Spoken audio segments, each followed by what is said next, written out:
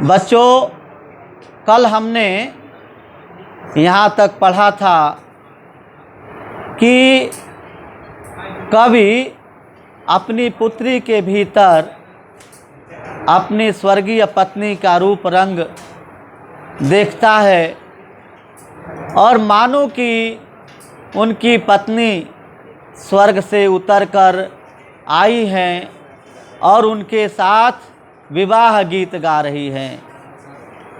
और क्योंकि स्वर्ग आकाश में माना जाता है, हो गया ब्याह कि भाई आकाश बदलकर बना मही। आकाश जो है अपने आप को परिवर्तित करके, मही का मतलब होता बच्चों पृथ्वी।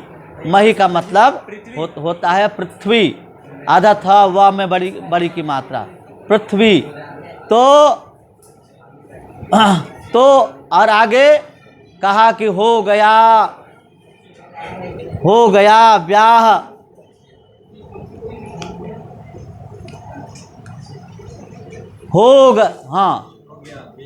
तो हो गया ब्याह आत्मीय स्वजन। आत्मीय स्वजन क्या होता है बताता हूँ। हो गया, सब बोलेंगे पीछे पीछे। हो गया ब्याह आत्मीय स्वजन, हो गया आत्मीय स्वजन। कोई थे नहीं न आमंत्रण, नहीं आमंत्रण। था भेजा गया विवाह राग, भेजा गया विवाह राग। भर रहा न घर निशी दिवस जाग। भर रहा न घर निशी दिवस। हाँ, आगे है कि प्रिय मौन एक संगीत भरा, प्रिय मौन एक संगीत भरा। नवजीवन के स्वर पर उतरा, नवजीवन के स्वर पर उतरा। माँ की कुल शिक्षा मैंने दी, माँ की कुल शिक्षा मैंने दी। पुष्प सेज तेरी स्वयं रची, पुष्प सेज तेरी स्वयं रची।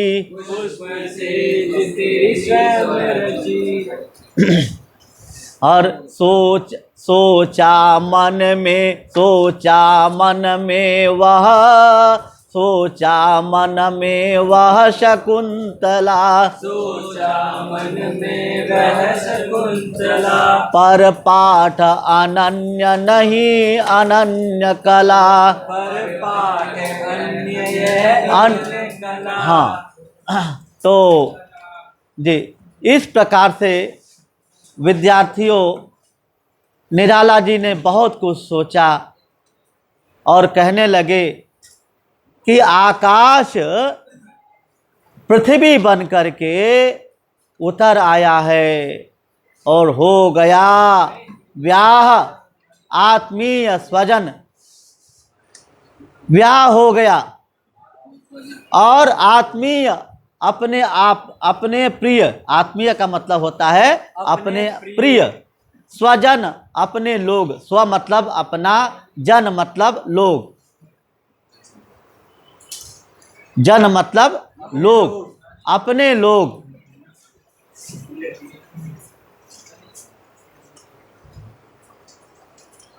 अपने लोग, तो अपने लोग जो है और कोई नहीं थे।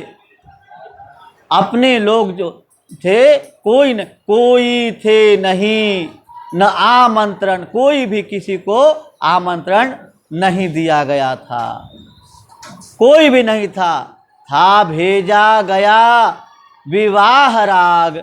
विवाह का राग मतलब अनुराग, प्रेम भेजा गया था।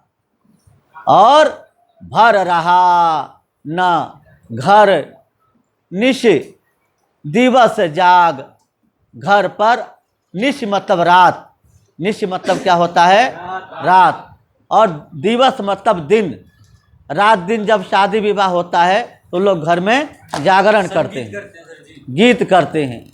वो भी जो है वो भी नहीं हुआ, कोई भी नहीं जागा।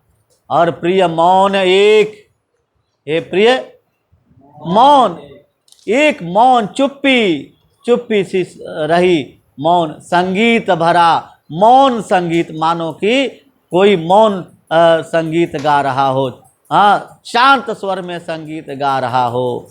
और नवजीवन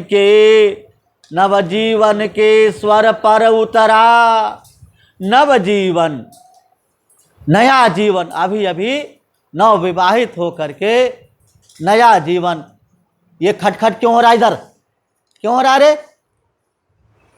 अब मुझे पता लग गया, इधर आवाज आ रही है। इधर जीवन, जो नया जीवन, नव मतलब होता है नया, नया जीवन जो शुरू हुआ था, स्वर पर उतरा, स्वर, उसके स्वर पर, उसकी आवाज पर उतरा। स्वर मतलब होता संगीत के 7 सुर होते हैं बेटा, संगीत के 7 सुर होते हैं। और 3 सप्तक होते हैं, मंद, मध्य और तार। तो इस प्रकार से था। माँ की कुल शिक्षा मैंने दी, माता की जो माँ को शिक्षा देनी चाहिए थी वो शिक्षा मैंने दी, क्योंकि तुम्हारी माँ तो थी नहीं, तुम्हारी माँ तो चली गई थी बेटी। अब और पुष्प सेज तेरी स्वयं रची, मैंने पुष्प सेज, फूलों की जो सैया थी तुम्हारी, मैंने स्वयं बनाई थी, मैंने स्वयं रची थी बेटी। फिर क्या हो गया? ये एकाएक विधाता को मंजूर नहीं था कि तुम्हारा रूप, तुम्हारी उपस्थिति और तुम्हारा रहना देख सके मेरे साथ। सोचा मन में वह शकुंतला, शकुंतला कालिदास के एक महाकाव्य की नायिका है शकुंतला। महाकवि, संस्कृत के महाकवि कालिदास, संस्कृत साहित्य के महाकवि कालिदास की शकुंतला वो नायिका है शकुंतला महाकाव्य की। उनका महाकाव्य है अभिज्ञान शाकुंतलम। क्या नाम है? अभिज्ञान शाकुंतलम महाकाव्य है। उसमें 4 अंक हैं और चौथा अंक महत्वपूर्ण है, और चौथे अंक में भी 4 श्लोक जो है महत्वपूर्ण हैं। 4 श्लोक बेटे, 4 श्लोक महत्वपूर्ण है। उसमें चौथा जो श्लोक है, ऋषि कण्व शकुंतला को शिक्षा देते हैं कि कैसे सेवा करनी है। शुश्रूषस्व गुरुम कुरु प्रिय सखी वृत्तिम सपत्नी जने, आव अन्यथा वामाह भर्तुर्विप्रकृता पिरूषणतया वामा कुलस्याधयः। अगर पति जो है, पति के विरुद्ध अगर कोई स्त्री चलती है, उसको नाना प्रकार के रोग हो जाते हैं बेटा। घर में देवरानियाँ हैं, जेठानियाँ हैं, सास ससुर हैं, सबकी सेवा करनी है, सबसे प्रेम से मधुर आवाज़ में बोलना है, मीठी वाणी में बोलना है। तो ये नहीं बोलना कि अरे आकर टिक्कड़ खा ले, हाँ, ऐसे नहीं बोलना है। तो बड़े प्रेम से बात करनी है, पति से बात करनी है, ससुर से बात करनी है। और जो है रामचरितमानस में महाकवि तुलसीदास जो है शिक्षा दे, मैना माता सुनैना से शिक्षा दिलवाते हैं कि सास ससुर गुरु सेवा करहु। सास ससुर की बेटी सेवा करना और पति की आज्ञा का पालन करना। पति के जागने से पहले तुम्हें जागना चाहिए, पति से पहले जागना तुम। तो इस प्रकार से शिक्षा मैंने दी। तब इस शिक्षा दे करके और कहते हैं कि सेयम याति शकुंतला पतिगृहम सर्वैरनुज्ञायताम। आज शकुंतला जो है अपने पति के घर जा रही है, तो सभी सभी लोग हे वन देवता सभी जो है इसको आप आज्ञा दें। तो ये शिक्षा मैंने दी, सोचा। क्यों बात कर रहे हैं, क्यों बात कर रहे सर जी। तो शिक्षा मैंने दी, माता की शिक्षा मैंने दी, और सोचा मन में वह शकुंतला। और पर पाठ अन्य, यह अन्य कला। पाठ तो दूसरा ही था और एक कला भी दूसरी थी, एक कला भी दूसरी थी। क्या थी? कुछ दिन रह गृह तू फिर समोद, तू अपने घर पर कुछ दिन जो है अब तू अपने घर पर रह करके, गृह मतलब होता है घर, गृह का मतलब क्या होता है? घर। अब तू अपने घर रह करके फिर समोद मोदेन सह इति समोदः, मोदेन सह, मोद का मतलब होता है प्रसन्नता के साथ अपने घर रह करके फिर तू जो है नाना नानी के घर, और बैठी नानी की स्नेह गोद, नानी की गोद में, प्यारी गोद में तू जो है बैठ गई, नानी की गोद में तू बैठ गई। और मामी का रहा प्यार, तुम्हारे ऊपर मामा मामी का बहुत स्नेह रहा बेटी, तुम्हारे पर मामा मामी ने बहुत स्नेह किया, बहुत स्नेह बरसाया। और पर क्या हुआ? भर जलद धरा को जो अपना भर जलद धरा को जो अपार, भर करके, जलद मतलब होता है बादल, जलम ददाति इति जलदः। जल कौन प्रदान करता है भाई? जल कौन प्रदान करता है? बादल। तो तभी तो जलद होगा। बादल का एक पर्याय आपको बता दिया, जलद। ठीक है, जलद, नीरद, तोयद, है ना? हाँ, तो ये पर्यायवाची शब्द बताया मैंने आपको। और धरा मतलब होता है पृथ्वी। यहाँ पर भी पहले वहाँ था, वहाँ भी पृथ्वी, वहाँ पर था मही, बताया था ना मही, और यहाँ पर धरा, ये भी पर्यायवाची शब्द हो गया। को जो अपार, यहाँ पर उत्प्रेक्षा अलंकार बटा, मानो जो है उसने उन्होंने बादल रूपी जल बरसा दिए, धरती पर अपार जल की वृष्टि हो गई।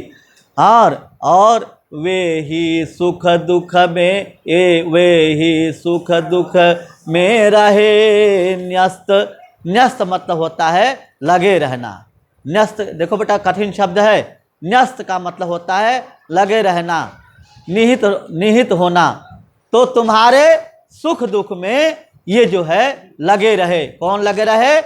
मामा मामी और नाना नानी, सब लोग तुम्हारे प्यार में लगे रहे, और तुम्हें कोई दिक्कत न हो जाए, परेशानी न हो जाए।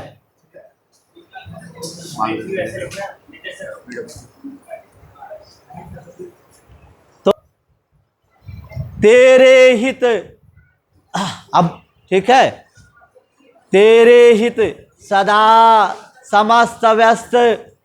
चलिए बोलिएगा, वे ही सुख दुख में रहे न्यस्त, तेरे हित सदा समस्त व्यस्त। वह लता वही की जहाँ कली, तू खिली स्नेह से हिली पली। अंत भी उसी गोद में मरण शरण। हाँ, अंत भी उसी गोद में शरण। ली मूद दृग वर महामरण।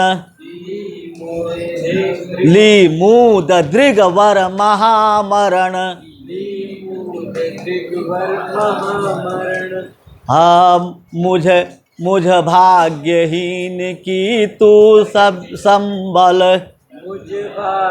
हीन सभी बच्चे बोले, मुझ भाग्यहीन की तू संबल।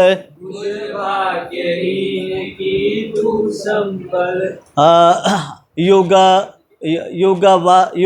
वर्ष बाद जब हुई विकल। दुख भी जीवन की कथा रही। क्या कहूँ आज जो नहीं कही।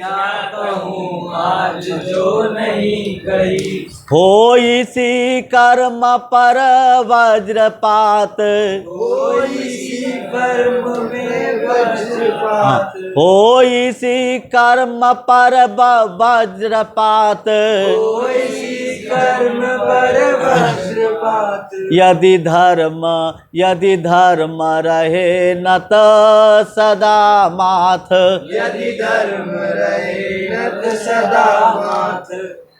इस पथ पर मेरे कार्य सकल।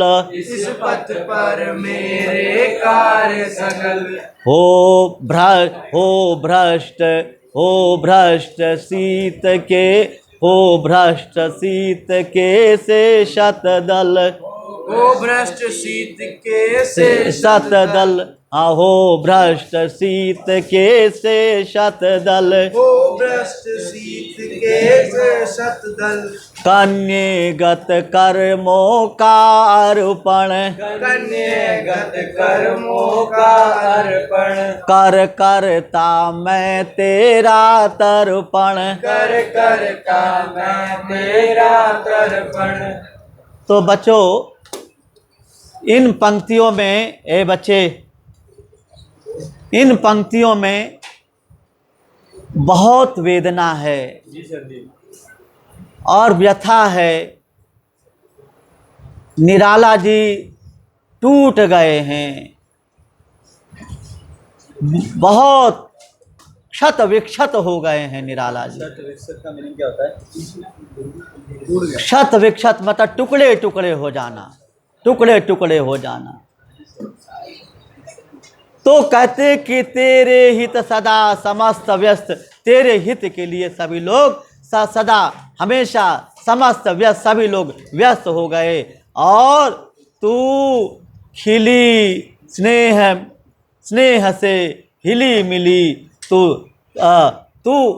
वह लता, तू वह जो है एक लता थी, वहीं की अपने नाना नानी की लता थी, अपने नाना नानी की लता थी। लता थी जहाँ की जो कली थी वो वहीं की रह गई। और तू खिली स्नेह से, तू स्नेह से खिली, वहाँ पर तुम्हें बहुत स्नेह मिला। हाँ, जलद का मतलब था बादल। तो स्नेह से तुझे स्नेह प्राप्त हुआ, वहाँ पली, स्नेह से हिली पली, हिल मिल करके वहाँ पर पली।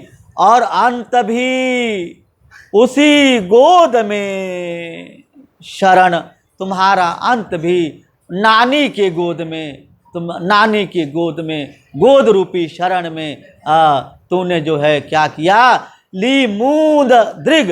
दृग मतलब होता बेटा, दृग का मतलब होता आँख, दृग का मतलब होता है आँख या नयन, नेत्र। दृग का मतलब होता है नयन या नेत्र, आँख। दृग भी लिख दिया। वर महामरण, वरण किया, वर लेना, वर कन्या नहीं। वर का मतलब होता है वरण करना, चुनाव करना।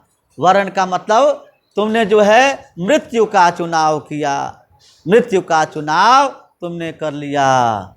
मुझ भाग्यहीन की तू संबल, मुझ भाग्यहीन, मैं मुझे जैसे अभागे का तू सहारा थी।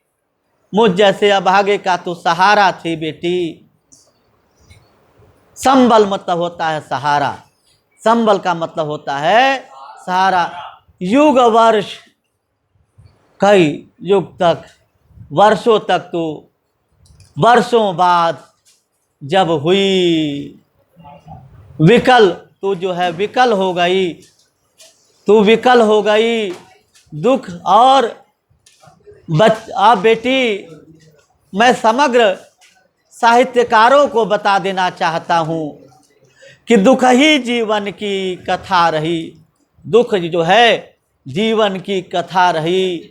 क्यों विरह वेदना मेरी क्षण क्षण है बढ़ती जाती, ये प्रणय सिंधु की लहरें रह रह कर है टकराती।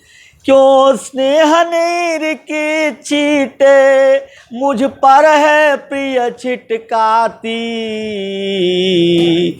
क्यों हाहाकार सुरों में वेदना सीम गिराती, क्यों विरह वेदना मेरी क्षण क्षण है बढ़ती जाती। तो बेटी जीवन दुख ही, समग्र दुख जो है जीवन की, मेरे जीवन की कथा हो गई।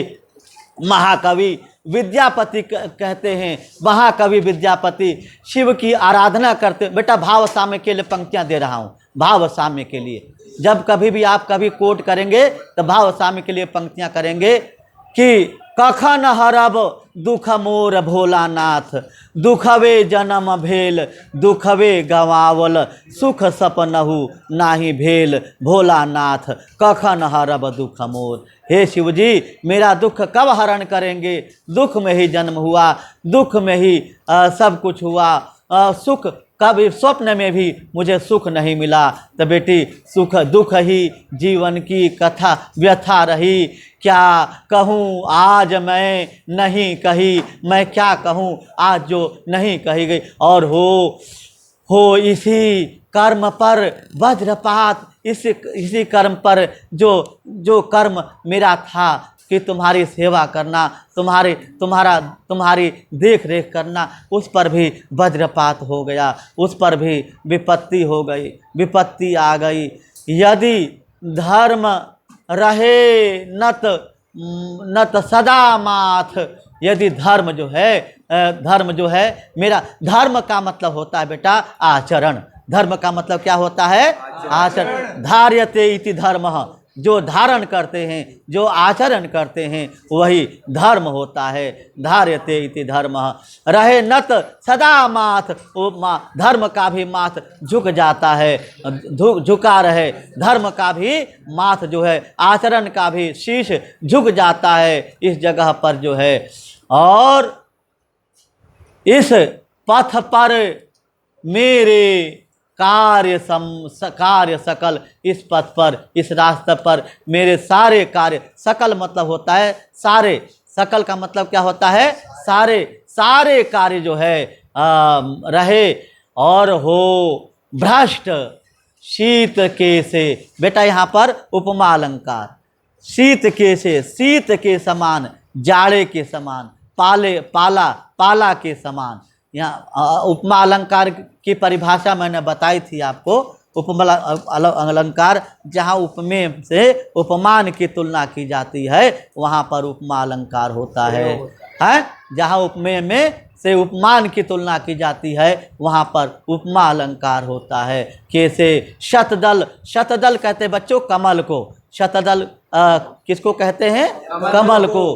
कमल को शतदल, जब मानो कि शतदल कमल जो है पाला में कमल मुरझा जाते हैं बेटा। जब पाला पड़ता है तो हाँ ठंड, तो सारी फसलें जो है मुरझा जाती हैं, सारी फसलें गिर जाती हैं। तो कमल किस खेत की मूली है? कमल तो कीचड़ में ही रहता है, तालाब में रहता है। वो भी ऊपर से, इधर नीचे से पानी, ऊपर से पाला, उससे मिल करके जो है, उससे मिल करके वो शतजल, वो कमल जो है मुरझा जाते हैं।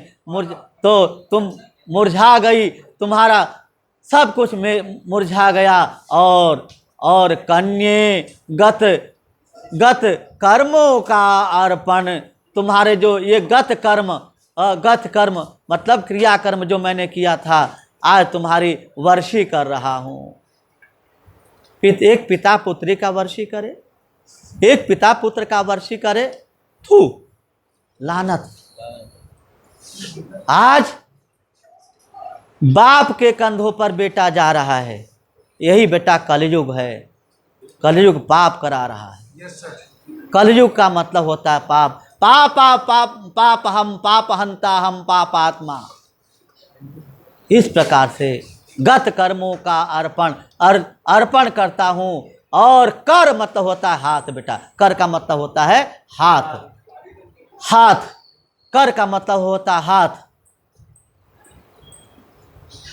गोस्वामी तुलसीदास ने रामचरितमानस के 5वें सोपान सुंदर कांड में सीता से कहलाया है रावण के लिए कि प्रभु भुजकारी कर समदस कंधर। राम की भुजाएं, हे रावण, राम की भुजाएं जो है करी, कर का मतलब होता है हाथी, कर का मतलब होता है हाथी के हाथ के समान है राम की भुजाएं। इसी प्रकार से कर का मतलब होता है हाथ, कर का मतलब होता है हाथ। करता मैं अपने हाथों से क्या कर रहा हूँ, तेरा तर्पण कर रहा हूँ। तर्पण करना समझते हो? तर्पण कर तिलांजलि देना। तेल और चावल से जो कोई मर जाता है, किसी की मृत्यु हो जाती है तो वर्षी करते हैं, तो उसमें गंगा में या जमुना में वहाँ पर जा कर के तिल और चावल और तेल जो है वहाँ पर प्रवाहित करते हैं।